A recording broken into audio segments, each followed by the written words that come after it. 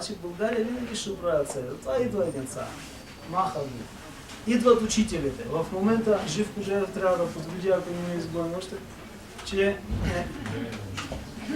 има учители от целия свят сега. От Индия, от Китай. Те си имат школи в София и в цяла България. От Япония идва. Защо? Подготвя се почва за човек, който ще учи. Как това хилядолетие трябва да стане българско, нали?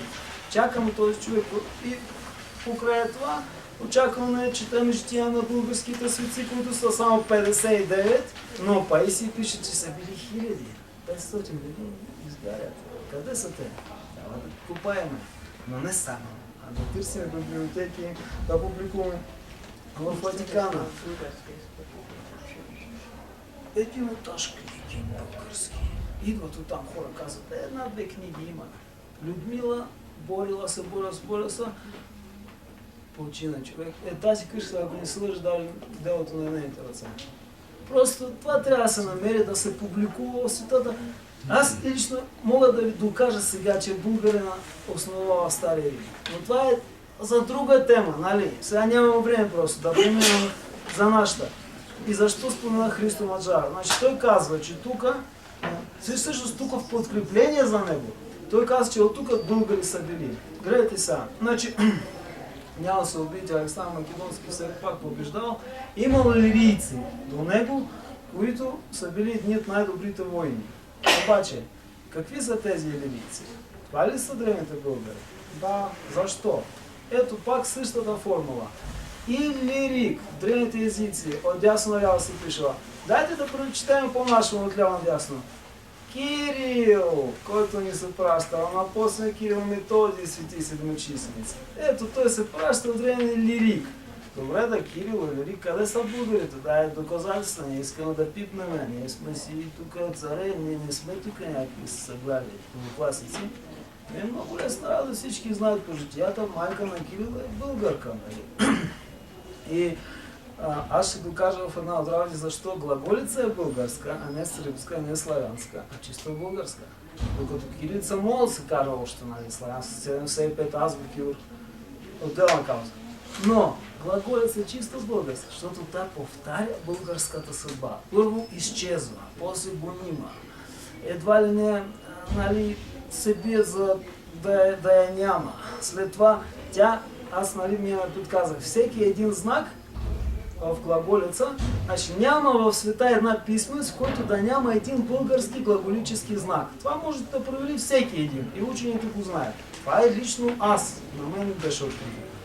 Но както да е, това повтаря и български език. Няма език в света, където да няма една българска дума. Нали? Варна, отиваме към Индия. Русе, в Русия отивам и така нататък. Аз за Америка не знам какъв е входа.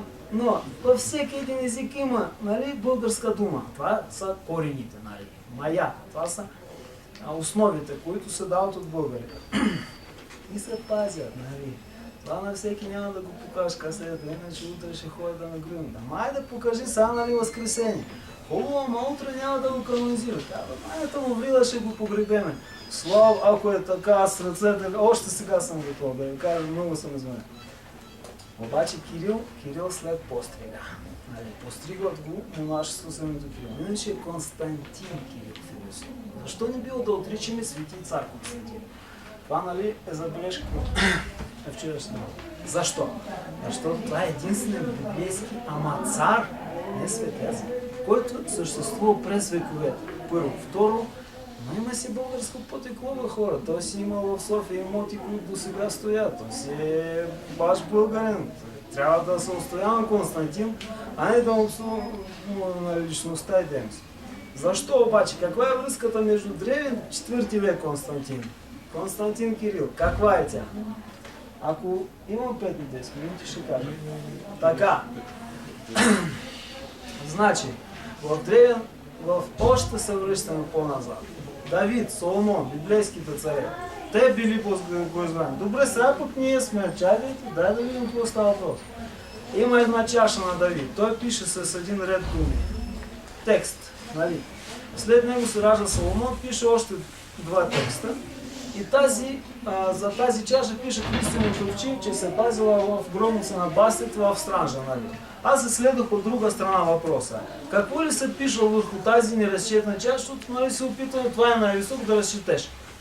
В житието на Кирил спокойно всичко има. Значи то се принася чашата, нали, при Митро Соломонова Иерусалим, после София Константинополска Константин, после Владимир, две Софии, Киев и Новгород, а сега София в България е една от двете, първата няма да ви кажа за сега. Но тук ето защо е Възкресението. Нали разбирате, София, Софийска линия. Ето защо Кирил разчита този текст. В житието на Кирил пише: намерил една чаша с еврейски и самаритянски, нали, защото на самаритянски е пишел Соломон. Какво е пишело на нея?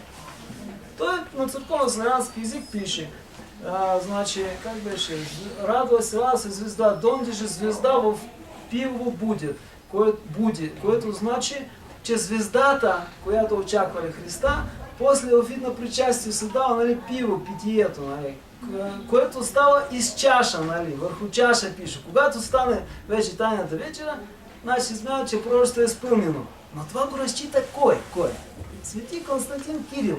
Значи той поема първо Константиновата линия и се превзува в Кирил и Лирик. Той принася Софията, каузата. Той е върху неговите ramена, нали? Той е един от главните. И още има много знаци, които сега няма да ги огласявам, само за Константин исках да кажа. На мен ми задават въпрос обаче. Добре, ти си докоснал нещата, открил си ги, добре. Къде си ходил, къде си? И как може да си ходиш в Русия такива за България неща, знаеш, нали вече Русия второ нали, нас на трет. Ами, ето, сега това няма как да покажа. Едни белезници, айде, 5 години забрана, после може. Но да знае човек, тук си има свои хора, които могат да... Нали, добре, да нямам нищо против. Може ли да публикувам?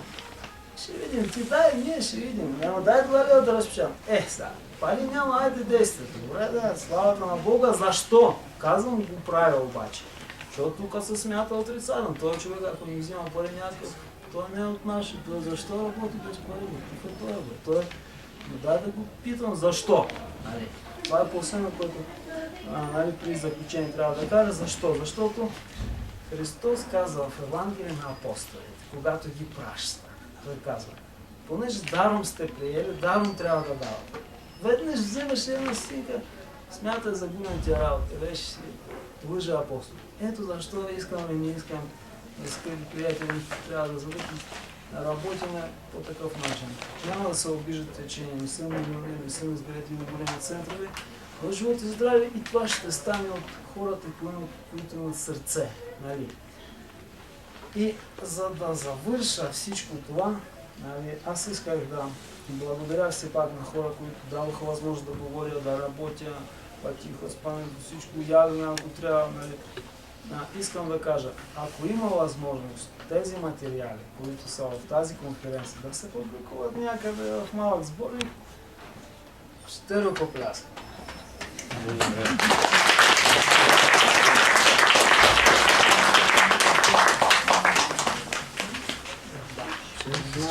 Изчакай.